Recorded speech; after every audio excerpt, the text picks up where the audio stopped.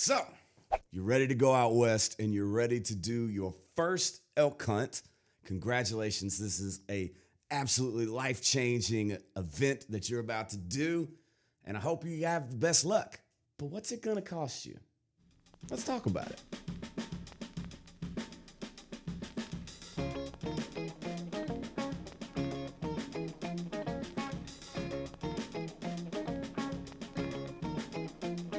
Let's get the party started.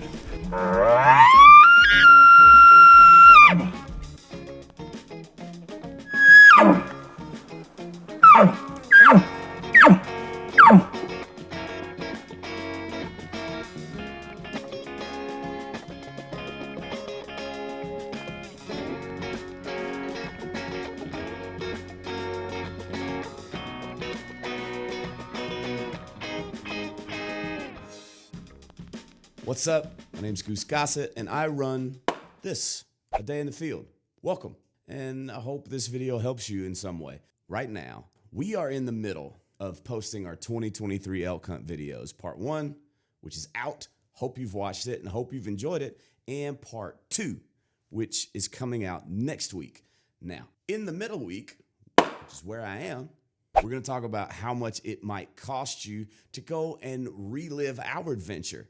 Now, there are a lot of states that have elk. There are a lot of states that have elk seasons, and there's a lot of different ways that you can do this hunt. We're going to focus on what we can give you specifics on, which is DIY public land in Colorado. Here we go. I am a DIY guy by nature. Look, the reason I love DIY is because I am trying to create a knowledge house, if you will. And I feel like DIY helps me in creating little bricks of knowledge that I can then draw from later on down the line. That's probably a horrible metaphor, but I'm just gonna stick with it here. And I want this to be a sustainable thing for me. I wanna learn how to do it so I can do it everywhere. I can do it in Oregon, I can do it in Washington, I can do it in Idaho. There's a ton of places to go and hunt and visit and adventure, and that's what this channel is really all about, is the adventure. That's why I believe that DIY is best for me. You may not think that way. There's nothing wrong with going with an outfitter. It's just not how I want to do things. There's a lot of cost to be incurred when you are starting out. There's a lot of very specific gear that you have to have for mountain hunting, for backcountry hunting. There's boots, there's packs, there's specialty clothing that's lightweight and warm. There's a lot to get in on the gear side of things. And we did a pack dump if you want to go check that out. We're not going to talk about that. We're just going to talk about the bare minimums of what it's going to cost you monetarily to go do it.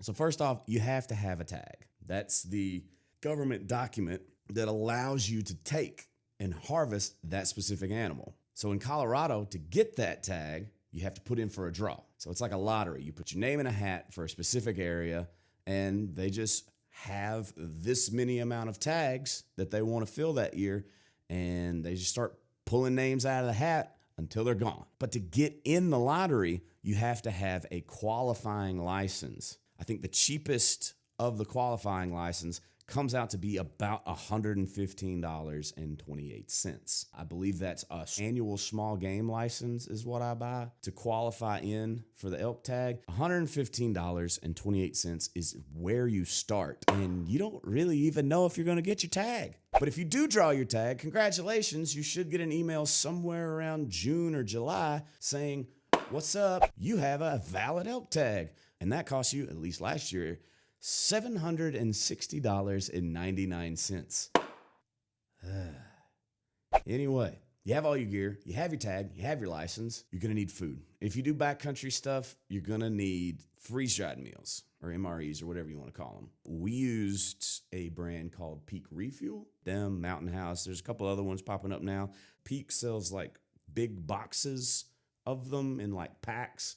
16 meals. I still have like 5 or 6. And so I bought one of those, and it ended up being $154.98 for that. We took a whole lot of granola bars because that's honestly what you end up eating most of, is just like small stuff to get you through. So we have like $40.58 worth of granola bars. There's several meals along the way. Most of that was on the way out, on the way back, $12 to $13 a meal. So we'll average that out to be about $130. We also stayed 2 nights in a hotel. Just from experience standpoint, it's best to break up that drive because you want to be at full capacity as you start going into your hunt area. We did that last year. Just drove straight through all the way to the mountain in one day. And yeah, it takes it out of you. You end up feeling it when you start going up the mountain. So let's say you have to spend 2 nights in a hotel, one on the way out, one on the way back. Averages out to be about $75 a night. So now you have all your gear, you have your tag, you have your license. It's September 1. Your license is valid. Off you go. Gas. The final tally as far as gas goes was $543.23. Cue Joe Exotic saying, I am never going to financially recover from this.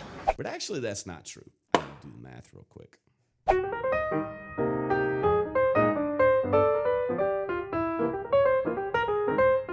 In the end, it totals this much. We are up the mountain for $1,895, which sounds like a lot, but really, it's not that bad. And again, that's no gear, upgrades, and that's just getting out there and being legal to hunt. It's just actually cheaper than I was expecting to be when I thought that I was going to be doing this video. It still hurts, but it's a lot better than I thought.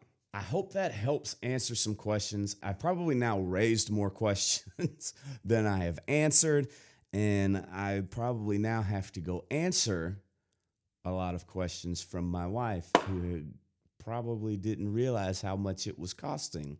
Hi, honey. Happy birthday. It's my wife's birthday today as I'm filming this.